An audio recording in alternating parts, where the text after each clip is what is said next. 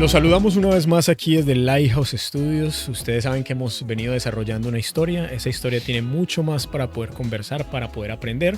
Y como siempre, disfrutando de la buena compañía de Carmen y el pastor Daniel. Lo primero, como siempre, saludarlos. ¿Cómo están? Muy contenta de estar otra vez por aquí. Me perdí unos cuantos capítulos. Te estábamos extrañando. Pero aquí estamos de nuevo. No, bueno, feliz de compartir este espacio con Jonathan y con Carmen.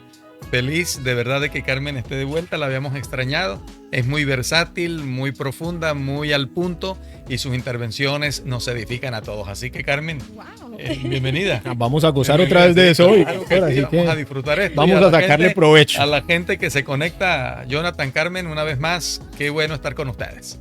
Qué bueno, qué bueno. Y para ir entrando un poquito en materia, saben que nos quedamos un poco en la última conversación y veníamos en 9 plagas, ¿cierto?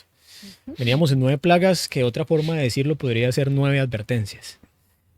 Esto es un proceso que había tenido muchos pasos, pero entramos a una parte dura, difícil, pero también la que genera liberación y la que genera el cumplimiento de una promesa que Dios tenía para su pueblo. Yo quisiera simplemente darnos un poquito de contexto y si ustedes me permiten voy a leer en Éxodo capítulo 2 el versículo 26 y 27 que dice: y cuando sus hijos les pregunten ¿qué significa este rito? Responderán: es la víctima de la Pascua en honor del Señor que pasó por alto las casas de los israelitas en Egipto, cuando hirió a los egipcios y libró nuestras casas. Vamos a hablar hoy de una fiesta en especial y es la Pascua, pero esa Pascua tiene todo un contexto. Está a punto de caer una de las plagas, la plaga más difícil, la más complicada, la que iba a traer seguramente más dolor, la que iba a traer más sufrimiento. Y aquí podemos ver precisamente cómo a veces las decisiones equivocadas que podemos tomar no solamente nos van a afectar a nosotros, sino a más personas. Y el faraón y sus decisiones es el claro ejemplo de eso. ¿Qué podemos ver o la historia que nos enseña un poco acerca de eso? No, pues imagínate, es una tremenda responsabilidad porque estás dando justamente en el clavo. Nosotros somos padres, somos amigos, somos miembros de una comunidad cristiana. Nuestros actos, nuestras palabras, nuestras convicciones, nuestra influencia tienen una repercusión que no deberíamos manejar livianamente. Por lo tanto, vemos este espejo.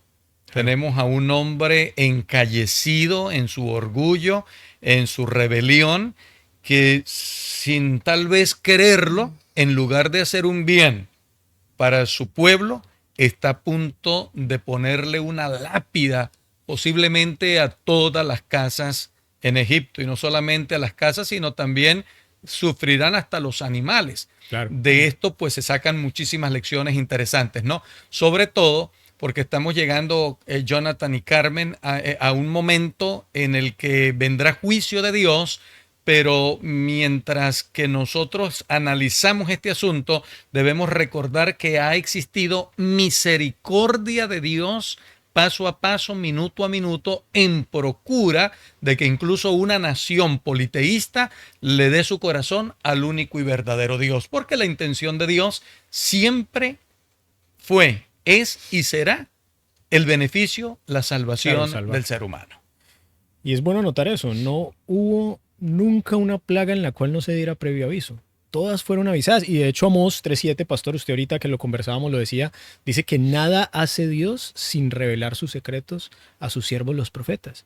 Dios tiene una forma siempre de comunicarnos lo que puede venir y la decisión que tenemos que tomar. Eso sí, de esa no nos salvamos. De la decisión, cada quien tendrá que tomarla en su momento y precisamente el faraón estaba tomando su decisión. Así fue. El juicio, por así decirlo, no llegó sin advertencia. Y también había una salida, un escape. Cuando él le dice a los hebreos, matad un cordero, marcad las puertas con la sangre, él no dijo, no invites a nadie. Había también la opción de abrirle espacio a otra familia, si así lo creyera.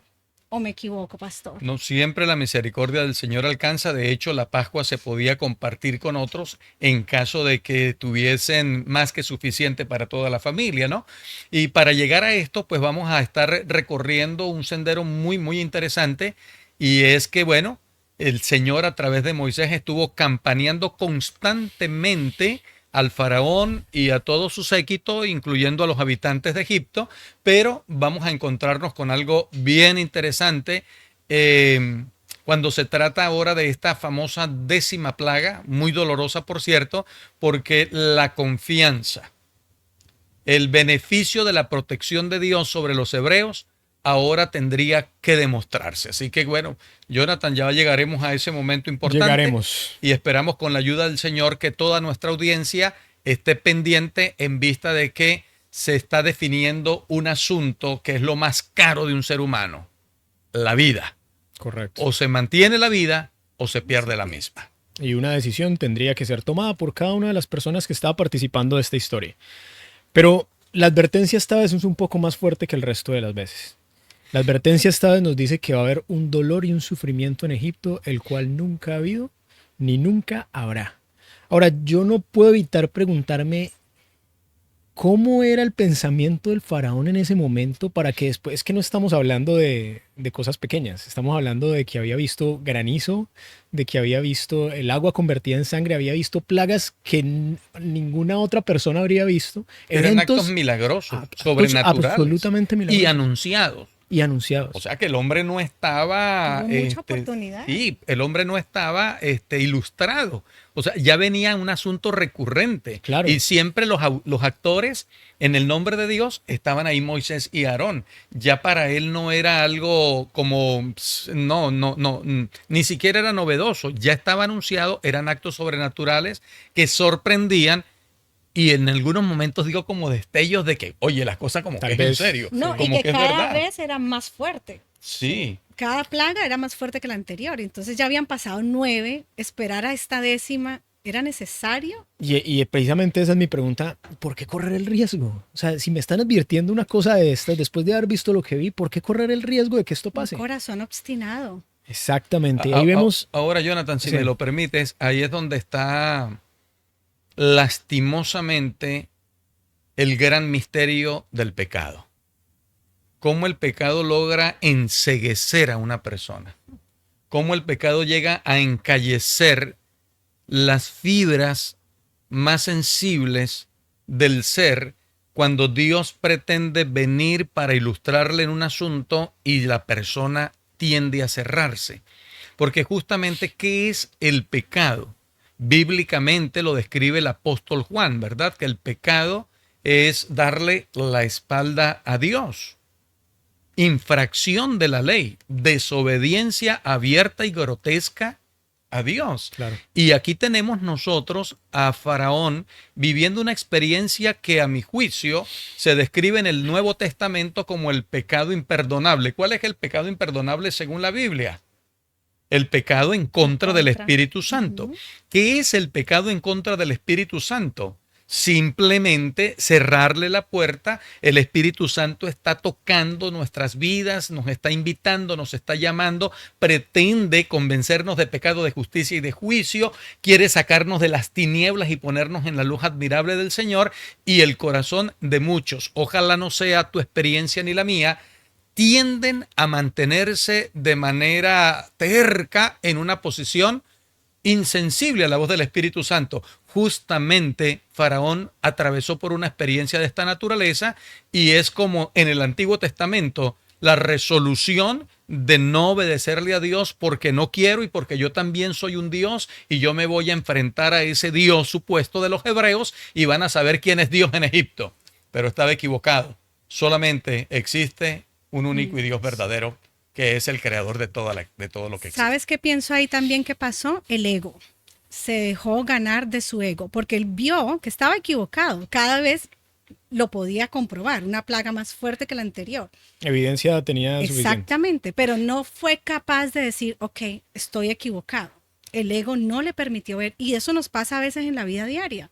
Estamos viendo el error, pero no somos capaces de parar, decir, ok, me equivoqué, discúlpame, hermano, si fallé. No somos capaces de reconocer ese error. Nos cuesta enormemente. Y el faraón es un claro ejemplo de que cada vez que con un pequeño error decidimos seguir con la obstinación, cada vez va a ser más difícil salir de ahí. Y herimos a más personas. Correcto. Pero entonces aquí nos está quedando clarísimo una cosa en esta historia, y es que Dios está en contra del orgullo, está en contra de la injusticia, Así está en es. contra de la arrogancia, de la discriminación Así y de es. un montón de cosas que representaba precisamente la actitud que estaba teniendo el faraón en ese momento. Total. Y no podemos pasar de largo en esta historia sin mencionar lo que nosotros entonces estamos llamados a hacer según la Biblia, y es amor, misericordia y justicia. Pero resulta que es que los humanos tenemos una tendencia muy complicada, y es que nos gustan mucho los extremos. Entonces hablamos de amor y justicia, entonces por un lado amor y nos volvemos ya permisivos, y con excusa del amor pues permitimos Vista cosas gorda. que tal vez no deberíamos, no permitimos, apoyamos cosas que tal vez no deberíamos apoyar sin quererlo. Simplemente, Y no están enmarcadas en el y amor, que no amor. están enmarcadas en el amor, que simplemente Ya, es permisividad. Ya, sí, claro. Por otra parte, si nos vamos mucho a la justicia, caemos en el otro gran error, y es que cuando hacemos uso de una justicia fría, nos alejamos también del concepto de justicia de Dios. Nos Lo volvemos estamos viendo en esta tiranos. historia. Dios tuvo todos los recursos para que el pueblo egipcio se... Dios hubiera podido decir desde el principio que le caigan las 10 plagas una seguida detrás de la otra. Y después de eso nadie va a decir nada. Dios tiene el poder para hacerlo. Pero vean Y cómo sin Dios tanta se esforzó. advertencia. Y sin tanta La advertencia. misericordia de Dios, wow. misericordioso, ya. Es elástica, ¿no? Se extiende bastante. Correcto. De hecho, Jonathan, Carmen, me gustaría compartir con ustedes algo que estuvimos leyendo. Dice Miqueas 6:8, hombre, el Señor te ha declarado lo que es bueno y qué pide de ti.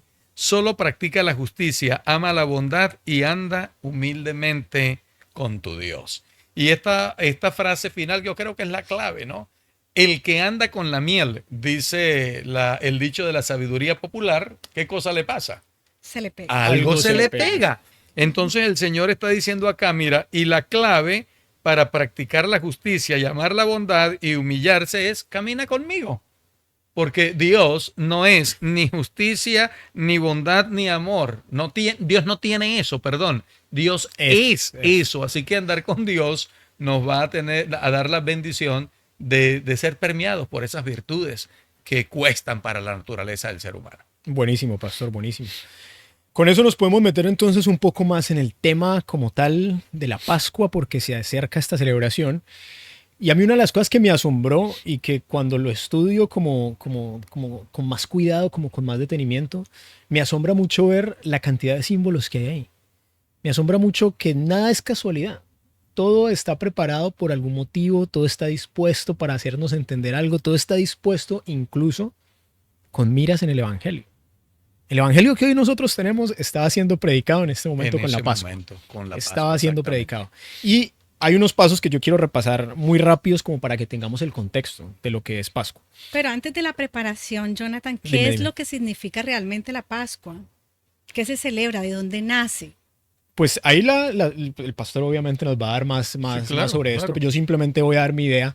Y es que la Pascua precisamente es la celebración que Dios está estableciendo de su pueblo por la liberación que están próximos a conseguir. Y de hecho, pues ahí le entraremos ahorita en detalle, pero me gusta mucho cómo hay una instrucción directa de, hey, esto no es solamente para esta generación. Ustedes también tienen que pasar esa antorcha. Pero, pastor, cuéntenos un poco más de la Pascua para poder entender un poco mejor esa idea. Bueno, la palabra hebrea traducida como Pascua es Pesach, una combinación de dos que significa pasar y sobre o encima, pasar por alto. Y justamente eso era lo que iba a suceder con el pueblo de Israel. Ellos estarían respondiendo a las indicaciones divinas y pasaría el ángel de la muerte por alto a las casas de Israel porque estaban en armonía con los dichos del Eterno. Por lo tanto, la Pascua literalmente significa pasar por alto. O sea, los juicios punitivos, en este caso de Dios, no caerían sobre Israel, que aceptaba y obedecía a hacer lo que Dios le estaba indicando, habiéndoles también dicho lo que significaba cada uno de esos símbolos. Pero el Señor está pasando por alto, está materializando el perdón sobre la nación hebrea porque ellos han sido hijos de obediencia. Obedientes, ok. Perfecto, perfecto. Buenísima la explicación. Ahora, para ir entendiendo un poquito mejor los símbolos, podemos empezar a ver que hay unas instrucciones que a mí me parecieron sumamente detalladas. O sea, no es como algo genérico. Es Vas a seguir el paso 1, el 2, el 3, el 4 y empieza diciendo, vas a separar primero un cordero sin mancha. Vas a sacrificar al cordero, vas a poner su sangre sobre los postes y el dintel de tus casas. Vas a comerlo asado al fuego sin desperdiciar nada. Incluso dice cómo las familias debían organizarse para eso. Si la familia no podía comer todo el animal, entonces invitaba a su vecino y entre los dos hacían provisión para eso. No había desperdicio, panes sin levadura. Con hierbas amargas, nada de lo que tenía el animal lo podías comer crudo o hervido al agua. Lo que sobra lo deberían quemar. Y además de eso les da instrucciones de cómo deberían estar vestidos. Con el lomo ceñido, con el calzado en los pies, con el bordón en la mano y comer incluso apresuradamente. Dice porque es la Pascua del Señor. A mí me asombra mucho cuando terminaba de leer esa lista de instrucciones que yo hubiera pensado y con lo que se venía adelante no hacía falta más bien como unas instrucciones para decir, bueno, vienen con el desierto adelante, vas a hacer esto con los ancianos, vas a hacer esto con los niños chiquitos, esta es la logística para esto. Era una logística complicada. Estamos hablando, si nos vamos un poquito más atrás en la historia, que eran 600,000 hombres, solo hombres, o sea que podría ser fácilmente una población de más del 1,000,000 de personas. Fácil. La logística era una cosa increíblemente compleja. Pero las instrucciones que recibimos son de adoración. Son para una fiesta. ¿Qué nos dice eso, Carmen, pastor? Yo pienso, Carmencita, solamente adelante. voy a decir algo muy corto, pastor. Yo pienso que era completamente un acto de fe y por eso las instrucciones no iban más allá. Muchas veces nosotros queremos saber todo acerca del futuro, ir más allá, pero cuando estamos de la mano de Dios las cosas se van a ir dando. Y pienso que este es un ejemplo. Por ahora era enfocarse en este momento que era lo que iba a pasar esa noche o en 2 noches, no sé cuánto tiempo antes de lo que sucedió, él dio las instrucciones y era enfocarse en eso, en demostrar ese acto de obediencia, de fe y que yo voy a estar, bueno, Dios va a estar de la mano en todo el proceso. Ya. Siendo muchacho me aprendí una cita que está en un libro que se llama Mensaje para los jóvenes en la página 35. Dice la cita, aquellos para quienes Dios es lo primero, lo último y lo mejor, son las personas más felices del mundo. Y note que el Señor, al establecer la Pascua, está convocando a su pueblo, a los hebreos, a los israelitas, para que intimen con Él, para que estén con Él. Vendría todo un afán. De hecho, en la última descripción que haces, la puedes volver a recordar. Dios les indicó incluso cómo debían comerla. ¿Lo recuerdas? Sí. Con calzado, Vestidos, vestidos, con el lomo listos para ceñido. salir. los lomos ceñidos y listos. Esta es la palabra clave de Listos para Carmen. salir. Y listos para salir. O sea, voy a estar con ustedes también porque el viaje comienza. Pero antes de eso, necesitamos estar juntos y finalmente ustedes llevarán la bendición de mi compañía durante el viaje. Hay algo supremamente importante que la Pascua y la obediencia del pueblo evidencian. Y es que en esta oportunidad Dios le puso ciertos requisitos ahora a los hebreos. Recordemos 2 cosas. Desde la tercera plaga hubo una división literal entre lo que sucedía en la tierra de Gosén, que era donde estaban los israelitas. Por ejemplo, hubo tinieblas en Egipto, pero no en la tierra de Gosén, donde habitaban los israelitas. Cayó el granizo en los dominios de Egipto, pero no donde habitaban los israelitas. Eso sucedió a partir de la tercera plaga. Y entonces los israelitas podían ver la bondad de Jehová sobre ellos y si se quiere podrían correr el riesgo de decir, no, Dios está con nosotros y pase lo que pase, nosotros estamos salvaguardados. Ahora Dios les dice, ustedes me van a demostrar realmente si creen en mí y si creen en lo que yo les digo. Porque Dios les pide a ellos que separen el cordero, que pongan y habiéndolo sacrificado, pongan la sangre en el dintel y en los postes de la puerta, porque el ángel de la muerte también pasaría por las casas de los hebreos. Claro. Era una prueba ahora de obediencia, De obediencia. para su propia casa, donde se evidenciara que ellos estaban en armonía con el dial divino, con la voz del Señor. Si hubiese sucedido que una casa hubiese estado sin los requisitos que Dios había pedido, seguramente el ángel de la muerte Hubiera llegado hubiese el dolor. entrado y el primogénito de esa casa hubiese fallecido. Pero, bendito sea el nombre del Señor, la historia no registra que cosa tal haya sucedido. Esto indica que los hebreos, los israelitas, estuvieron dispuestos a hacer lo que Dios pidió que hicieran. Hacerle caso a Dios trae buenos dividendos. Seguramente. Y eso me recuerda a mí una frase que yo creo que uno la puede hacer muy práctica en la vida, y es ese versículo que dice: busca primero el reino de Dios y su justicia, y todas las cosas serán añadidas. Así es. Eso estaba haciendo el pueblo de Israel en ese momento. Hubieran podido pensar: tengo que empacar mis cositas, qué me llevo, qué no me llevo, Así es. me voy de aquí para siempre, dejar la casa. O sea, los que hemos tenido la experiencia de echar la vida en 2 maletas y salir para otro Es país, duro. es duro, y tienes que preparar un montón de cosas y tienes que pensar en otro montón de cosas. Pero aquí los israelitas estaban dándole el lugar a Dios que le correspondía, y es primero lo primero, y Dios va a ver cómo llegan las otras cosas en su momento. Pero pastor, precisamente usted hablaba de la sangre en las columnas y en el dintel. Y si uno no conoce muy bien la historia, si uno es primera vez que tal vez está escuchando esta historia, podría parecer un dato medio aleatorio. ¿Por qué sangre? ¿Por qué sangre en ese marco? ¿Por qué la sangre era un símbolo importante en esta historia? Sin sangre no hay perdón o remisión de pecado. Desde el mismísimo Edén se viste a Adán y a Eva, confeccionado por Dios mismo, túnicas de pieles.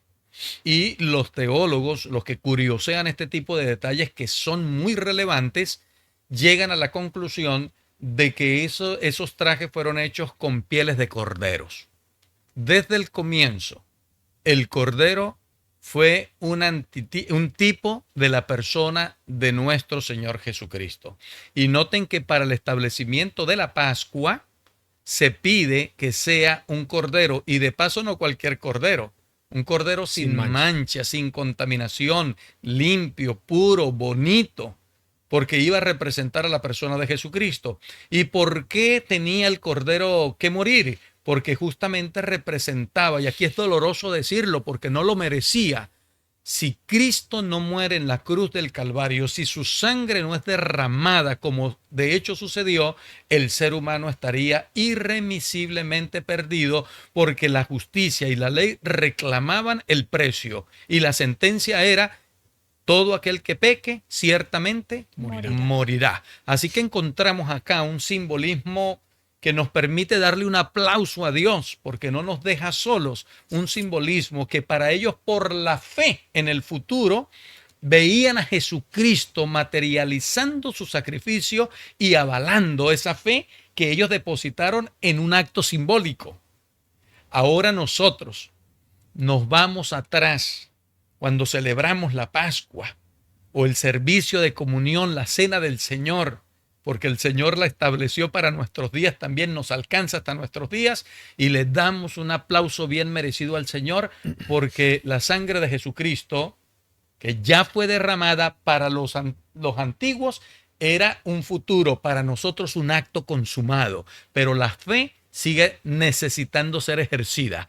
Ellos la ejercían en un evento futuro, nosotros la consolidamos en un acto ya pasado. Pero ¿cuánto cuesta encontrar hoy hombres y mujeres que quieran aceptar el sacrificio de Jesucristo? Que la historia lo corrobora, la palabra del Señor, que es palabra de Dios, lo grita a los 4 vientos.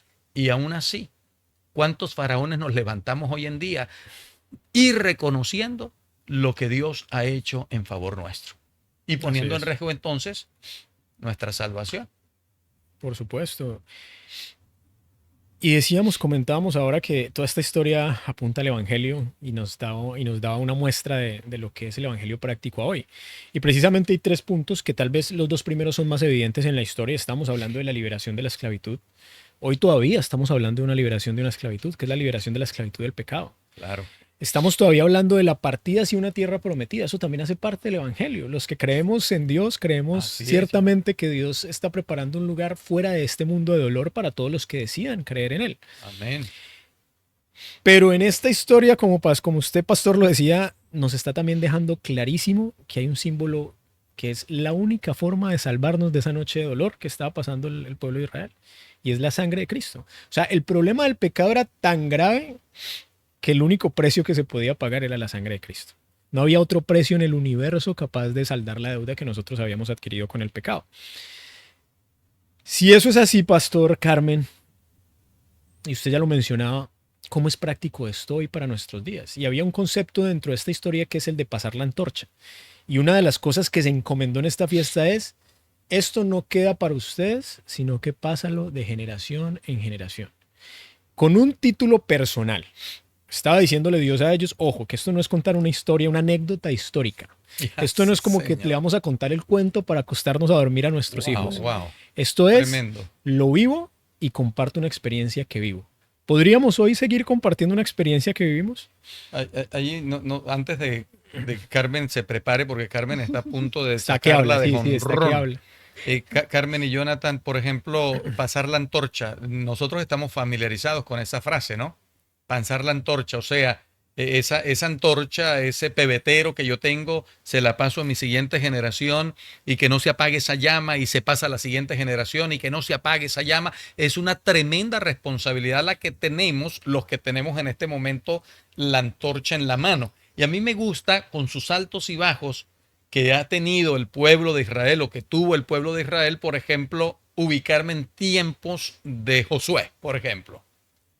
Josué es el líder que sucede a Moisés. Es el hombre que lleva al pueblo a la Canaán terrenal bajo la dirección de Dios, obviamente.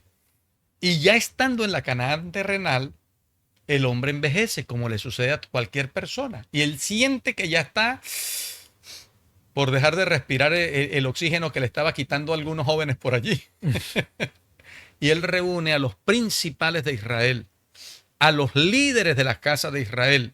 Y cuando uno lee en los capítulos 23 y 24 de Josué, uno encuentra que finalmente fue como una convocación, y a mí me enternece el episodio del viejo Josué, así lo llamo yo cuando presento esto en un sermón, el viejo Josué, ya cansado, los días se le fueron, y él siente que en cualquier momento sus ojos se van a cerrar, entonces él dice, yo tengo que hacer una cosita más, y es recordarle a esta gente, y los reúne, los convoca, eso es pasar la antorcha, y les recuerda todo lo que Dios hizo por ellos. Recuerda que Josué es de la generación que salió de Egipto y junto a Caleb fueron los únicos mayores de 20 años que entraron a la Canaán terrenal.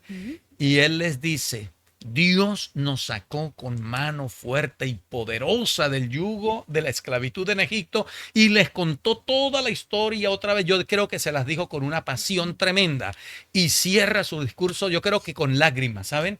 Y le dice a su pueblo, de todas maneras ustedes son libres de tomar su propia decisión. ¿Cuánto cuesta tener que a uno le gustaría decidir por sus hijos? A veces cuando nuestros muchachos están que uno dice, oye, pero ¿cómo va? ¿Cómo?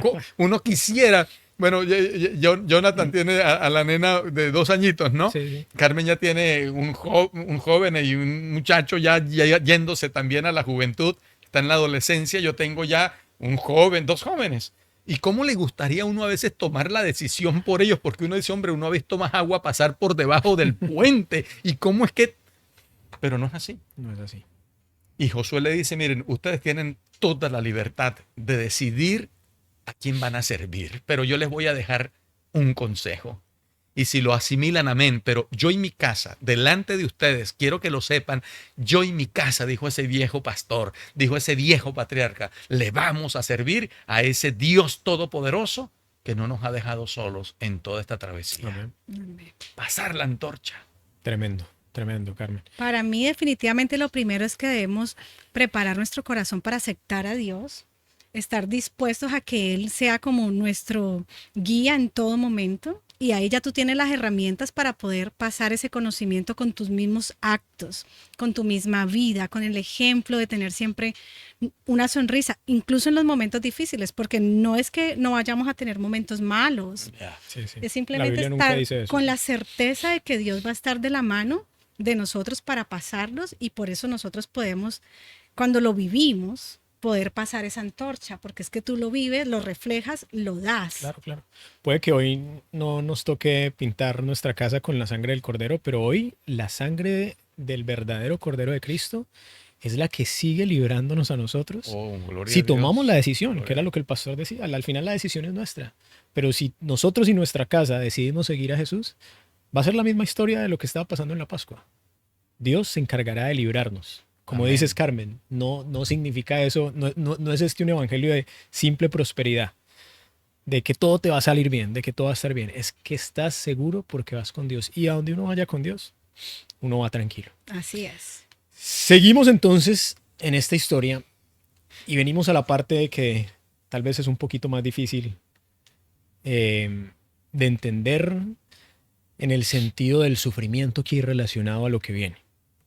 Y es cuando ya se acabaron las oportunidades. Tuviste muchas, en este caso el pueblo egipcio, pero llega un momento donde el juicio divino llega.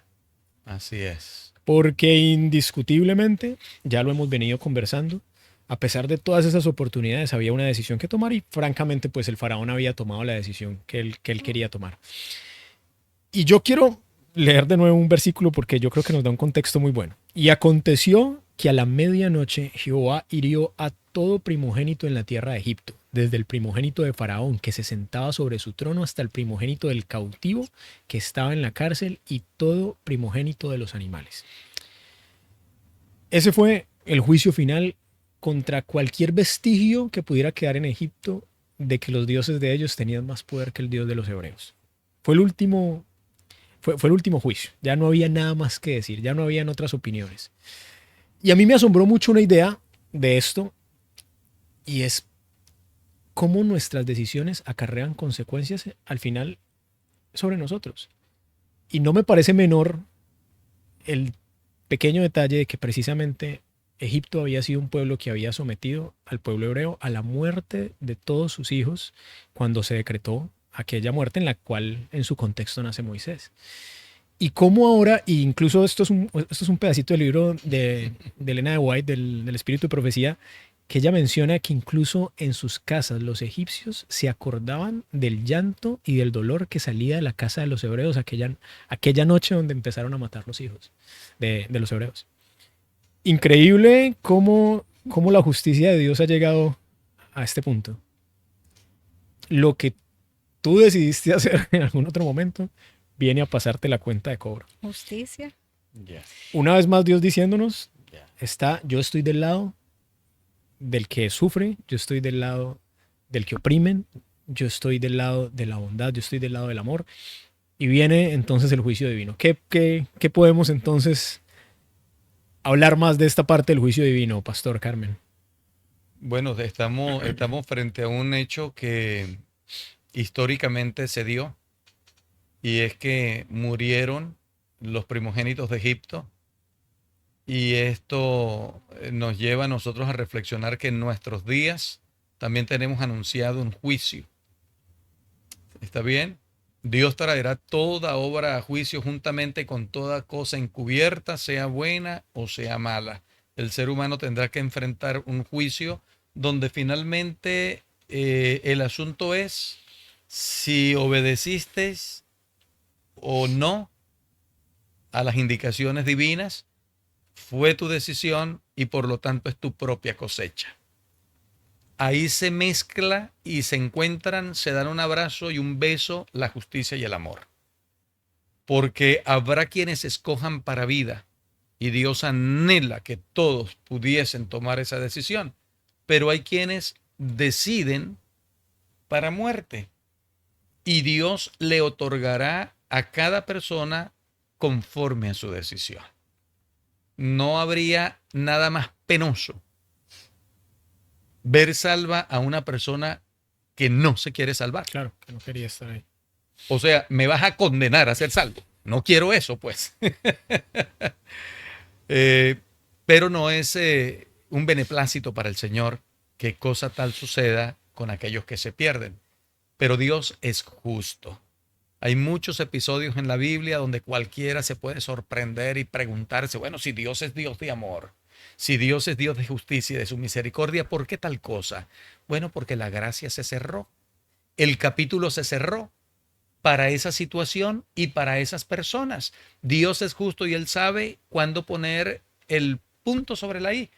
Y para nuestro tiempo también está anunciado que llegará el momento en que la gracia se va a cerrar sin que antes la gente haya tenido oportunidad. No, todos habremos tenido la oportunidad. En tiempos de Noé, la mano de Jehová cerró la puerta de la embarcación, 120 años secándose la saliva del pobre Noé, predicando con palabras y con hechos, y la gente no reaccionó. Entonces llegó el momento en que se cierra la gracia. ¿Es malo Dios? No. Llegó el momento en que se cerró la gracia, la misericordia ya no fue más, y cada quien cosecha el fruto de su siembra. El juicio de Dios es justo como Dios, que no tiene justicia, sino que es justicia. En él. Pienso que Dios es paciente, pero no va a tolerar el mal para siempre. Claro. Y si Él no detiene el mal, ahí estaría siendo injusto. Entonces es parte de los actos mismos. Y hoy en día lo que tenemos que hacer es tratar de tener un corazón más limpio, tratar de ser más, porque nos cuesta, más como humanos con el prójimo. Y lo digo porque a mí muchas veces me ha costado también ser un poco más condescendiente, por ejemplo, con una persona que está en necesidad, pero no la conozco, entonces quizás puedo cometer el error de juzgar, ¿será que es para vicio? ¿Para qué le voy a ayudar? Que busque trabajo, está joven. Y ahí es donde deberíamos de realmente tener un corazón un poco más noble. Claro. Y de hecho, eso que mencionaste al comienzo me llamó la atención, porque puede ser un clamor nuestro al Señor, porque el salmista dice, crea en mí, oh Dios, no lo tengo. Crea en mí, oh Dios, un corazón limpio, renueva un espíritu recto dentro de mí. Así que Dios tiene para todo. Y entonces, para finalizar un poco la historia, vemos un contraste. Mientras un pueblo sale victorioso, mientras un pueblo creyó, Carmen, como decías ahora, a pesar de que todavía no había visto el milagro materializado, creyó, celebró y después salió a reclamar su milagro, vemos por otro lado un faraón derrotado. Y te das cuenta que todo ese orgullo, que todo eso finalmente no sirvió para nada, bueno. No dejó ningún fruto. Y tenemos ese contraste fuerte, donde ya el faraón sale y le dice a Moisés y a Aarón, vea, tomen su pueblo, tomen lo que se iban a llevar lo que querían llevarse desde el principio, salgan. Y nos dice la Biblia que el temor era que si no los dejaban salir, Egipto iba a ser una tierra completamente desolada. Después de su último golpe, ya no había con qué seguir esa batalla, ya el juicio había sido dado y ya de ambas partes la decisión había sido tomada. A mí personalmente de todo esto y como siempre tratamos al final de volverlo un poquito práctico, me queda algo que para mí sigue siendo impresionante y es, en medio de un conflicto dificilísimo para el cual el ser humano no tenía salida porque ninguno de nosotros la tiene por sus propios medios, desde por allá, desde el Pentágono y el Centro de Inteligencia Universal, se elaboró un plan que nos vienen contando de muchas y de hecho muchas formas, y esta historia es una más. Y era el Cordero que había de darnos la entrada a la solución de todo esto. Hoy debería eso seguir siendo un motivo de fiesta y de celebración para nosotros, porque hoy sigue aplicando tal cual como aplicaba en esa noche en los hebreos. ¿Cómo lo ven ustedes de manera práctica en sus vidas? No, bueno, yo no quiero añadir a esa conclusión que estás haciendo. Solamente quiero decirle a Dios gracias por Jesucristo, el Cordero que tomó mi lugar y hoy me hace un hombre con esperanza. Amén. Invitarlos a que realmente nos entreguemos a Él. Cuando depositamos nuestra confianza en Dios, las cosas van a tener un final maravilloso. Amén. Amén. Y así podemos ir concluyendo la conversación de hoy, sin no antes invitarlos a que sigan compartiendo esta conversación con más personas, que podamos seguir aprendiendo juntos, que nos dejen sus comentarios y que nos podamos volver a ver la siguiente semana para poder seguir hablando de estos temas. Así que aquí en Lighthouse Studios los esperamos una próxima vez.